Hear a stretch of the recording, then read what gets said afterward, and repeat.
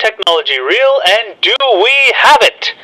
UFO fusion patent. Of all the things that man has dreamt, there is none that rank so highly as to be able to travel through the stars at the speed of light, or faster. The very premise of Star Trek and so many other sci-fi beloved classics revolve around this very simple, yet until now seemingly impossible, task of going faster than the speed of light, having an energy that sustains itself, renews itself for immeasurable amounts of time. Do we inch one step closer to having that dream become a reality with this new technology? Today we explore from Forbes.com an article entitled, "What is behind the U.S. Navy's, quote, UFO fusion energy patent?" When Dr. Salvatore Cesar Pais, an aerospace engineer at the Naval Air Warfare Center Aircraft Division, filed a patent for a plasma compression fusion device in 2019, it was either a giant breakthrough or mad science. According to the patent application, the miniature device could contain and sustain fusion reactions capable of generating power in the gigawatt, it's 1 billion watts, to terawatt, 1 trillion watts range or more. A large coal plant or mid-size nuclear-powered reactor, by comparison, produces energy in the range of 1 to 2 gigawatts. So let me repeat that. This miniature device could contain sustained fusion reactions capable of generating power in the gigawatt to terawatt range, where a large coal plant or nuclear or mid-sized nuclear power reactor produces 1 to 2 gigawatts. A small device. If there is some skepticism as to the credentials of Dr. Pais, he seems to have some bona fide credentials, including a PhD from Carnegie Mellon, and he's published some of his work, while much of it obviously remains classified. He has been employed by the Pentagon for decades, and this isn't the first patent in his name, and all of them appear centered around what he calls the Pais effect. Dr. Pais posits that by controlling the accelerated spin or vibration of electrically charged matter, high-energy electromagnetic fields can be produced. Now this opens a very, very interesting subject. Electrically charged matter, vibrations. There are some believe that these ancient megalithic structures that we see all over the world, that are seemingly thousands of years old, could have been created using some sort of electromagnetic or vibrational methods. Is there a connection between that technology and what Dr. Pais seemingly discovered, created, invented, or perhaps found from some other piece of technology that might not have been from this world or reality, dimension? Interesting to posit. One proposed use for such fields is an electromagnetic field generator, a device that could be applied to alter the trajectory of earthbound asteroids for a period of time.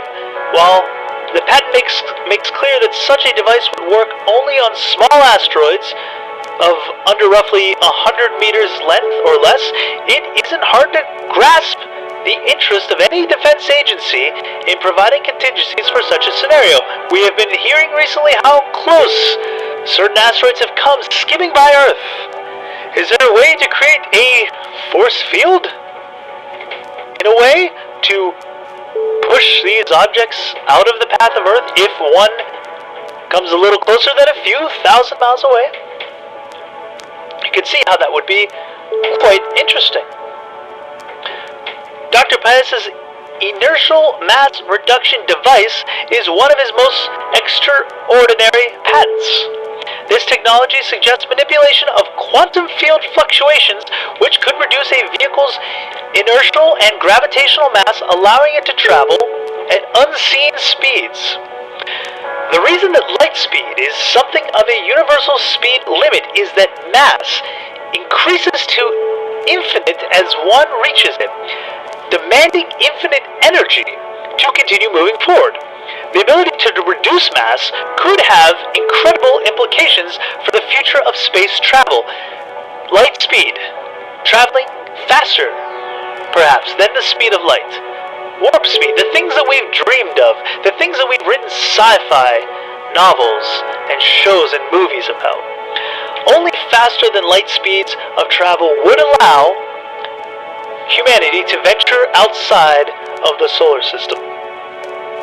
His high-temperature superconductor patent would, like fusion device, revolutionize global energy systems. Superconductors have no electrical resistance, meaning electricity can be transferred without the loss of energy to unlimited distances. That could mean quite a drop in energy costs, but getting any superconductor to operate even as warm as a room temperature is a long-standing problem. Last but not least is what Paez calls a high-frequency gravitational wave generator. The patent purports that the electromagnetic fields created by the Paez effect could be intersected, generating waves of gravity upon which a spaceship could propel itself to its destination. Sort of literally warp speed.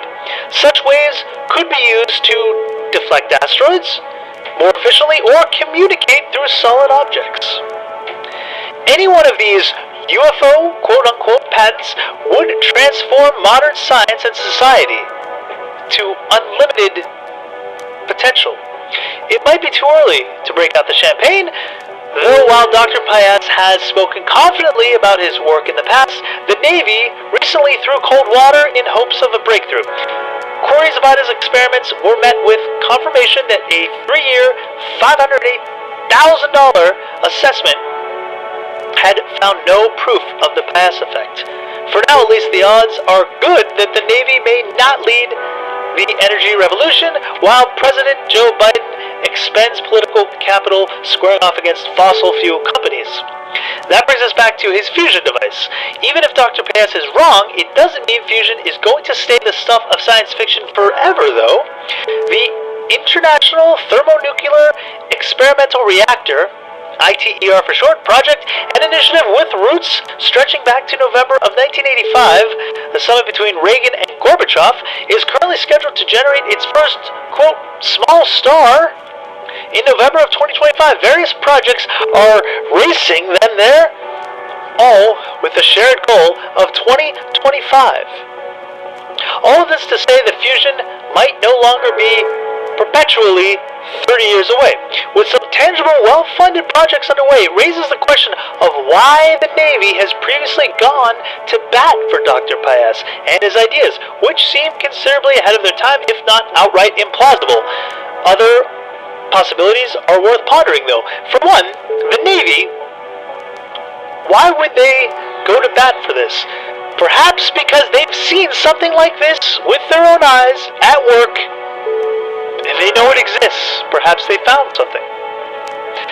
With so many Navy sightings now being disclosed to the public, could it be that they know more than they're letting on? Perhaps we're just getting a glimpse as to what they really know about this technology. There are certainly defense applications to most physics breakthroughs, and there is plenty incentive to invest in any potential next Albert Einstein. The patents could be a sort of hedging, ensuring the United States can claim it was there first. A second explanation is that the U.S. is conducting a disinformation operation to entice our adversaries into spending billions of dollars into research that seemingly results in a dead end. Spending their way into bankruptcy on this promised technology that doesn't exist. Sending China, for instance, on a wild goose chase for the Payas effect would certainly be a clever way of having them lose billions of dollars.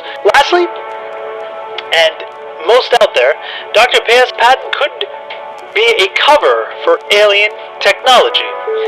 If the recent disclosure by the Pentagon of possible encounters with extraterrestrial artifacts is true, such technology may be in the U.S. government's possession. It's kind of what I was referring to with the Navy. We know that they have witnessed several encounters with crafts that they can't explain how they're able to maneuver so quickly, defying not only logic but our own physics that we hold to be true here on Earth. Perhaps this is another step in the disclosure ladder, letting us know that we are reverse engineering this kind of technology. We know that they have already had statements saying that they have found, or they have in their possession, crafts that are not of this world, of unknown origin. So perhaps this is another step in letting the public know that they are indeed out there, they know about them, they have the technology, and they're figuring out how to use it. Could you be traveling faster than the speed of light? Traveling, exploring the cosmos in your lifetime, perhaps. What would you find out there? You might get more than you bargained for.